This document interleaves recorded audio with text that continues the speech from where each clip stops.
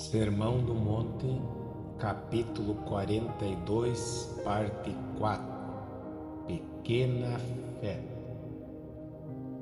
Eis um homem que subitamente se achou em meio a tribulações, acossado pelas circunstâncias.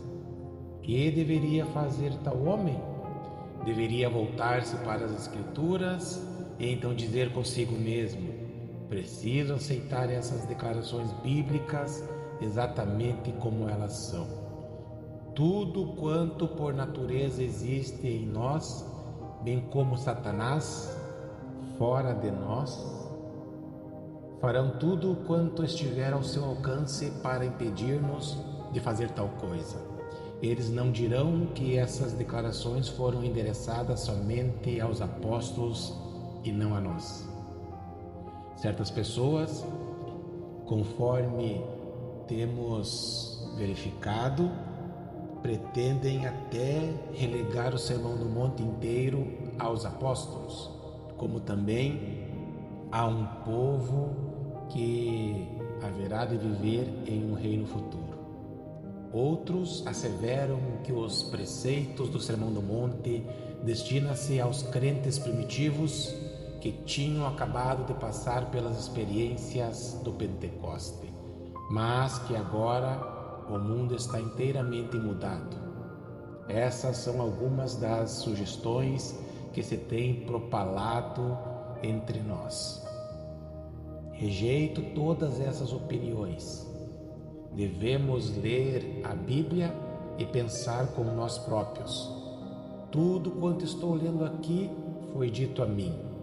Tudo quanto nosso Senhor declarou aos fariseus, disse também para mim. E se há em mim qualquer coisa que corresponda àquilo que ele combateu neles, isso significa que sou um fariseu. Por semelhante modo, todas as promessas da Bíblia foram dirigidas a mim. Deus não muda. Ele continua sendo exatamente como era há 2000 anos atrás. E todas essas coisas são absolutas e eternas. Entretanto, cumpre-me ler a Bíblia lembrando-me dessas verdades.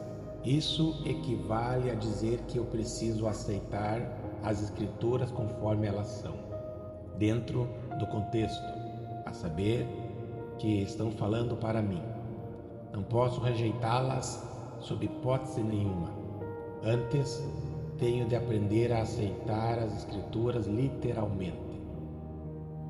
Pequena fé significa um fracasso em aceitar as Escrituras como devemos. Entretanto, vamos prosseguir para algo que ainda é mais prático. Pequena fé, na realidade, significa um fracasso em perceber as implicações da salvação e a sua resultante posição. Isso faz parte óbvia do argumento e raciocínio do Senhor Jesus.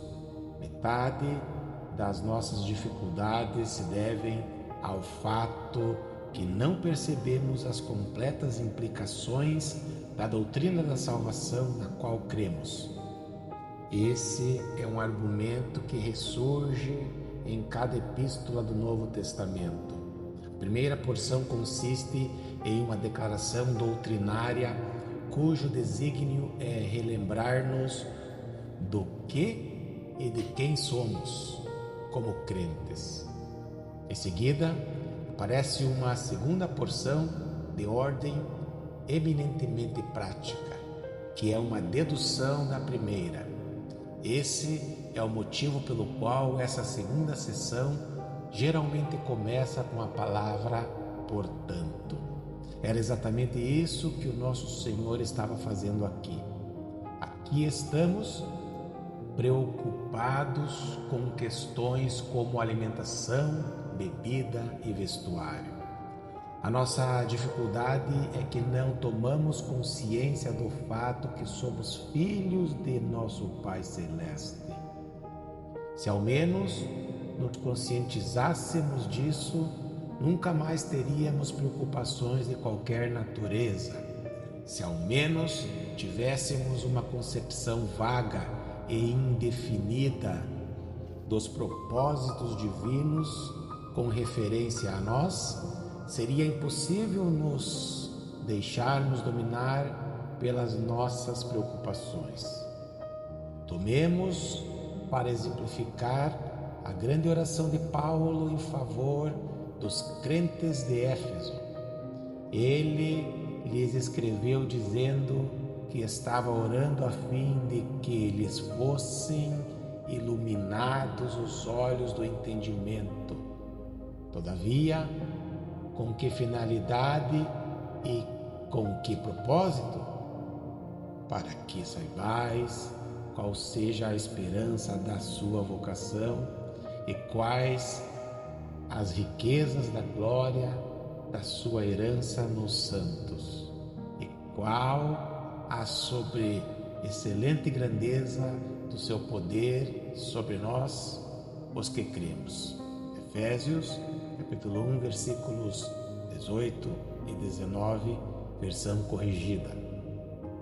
Isso, de conformidade com o apóstolo, era exatamente o que aqueles crentes precisavam saber e compreender. Leia cada uma das epístolas paulinas e você descobrirá esse tipo de declaração em alguma parte de cada uma delas. A nossa dificuldade, como crentes que somos, é que não percebemos o que somos como filhos de Deus e nem vemos os graciosos propósitos de Deus relativos a nós. Já podemos considerar isso quando, de passagem, verificamos como Ele nos contrastou a nós, que somos filhos de Deus, com a erva do campo. A erva está hoje no campo, mas amanhã é lançada no forno para assar pão. Mas os filhos de Deus são destinados para a glória. Todos os propósitos e as promessas de Deus são dirigidas a nós e feitas somente para nós. O que necessitamos fazer, em certo sentido, é tomar consciência daquilo que Deus tem falado sobre nós como filhos seus. No momento em que realmente aprendemos essas realidades, a preocupação torna-se impossível. O homem então começa a aplicar a lógica que diz: porque se nós, quando inimigos, fomos reconciliados com Deus mediante a morte do seu Filho, muito mais estando já reconciliados, seremos salvos pela sua vida. Romanos capítulo 5, versículo 10. Aí está, não importando o que possa vir a acontecer conosco, aquele que não poupou a seu próprio Filho, antes por todos nós o entregou, porventura não nos dará graciosamente com ele todas as coisas? Romanos capítulo 8, versículo 32. E o mesmo argumento prossegue: quem intentará acusação contra os eleitos de Deus? Versículo 33. Talvez tenhamos de enfrentar problemas, aflições e tristezas. Entretanto, em todas essas coisas, somos mais que vencedores, por meio daquele que nos amou. Versículo 37. O que é indispensável é que vejamos a nós mesmos como seus filhos. É um argumento alicerçado na necessidade. Se Deus de tal maneira veste a erva, quanto mais Ele vestirá a você? O nosso Pai Celestial, que contempla os pássaros, alimenta-os. Não somos nós muito mais valiosos do que eles? Precisamos tomar consciência daquilo que somos na qualidade de filhos de Deus. Ou, expressando a mesma ideia de outra maneira, precisamos tomar consciência do que Deus é na qualidade de nosso Pai Celeste.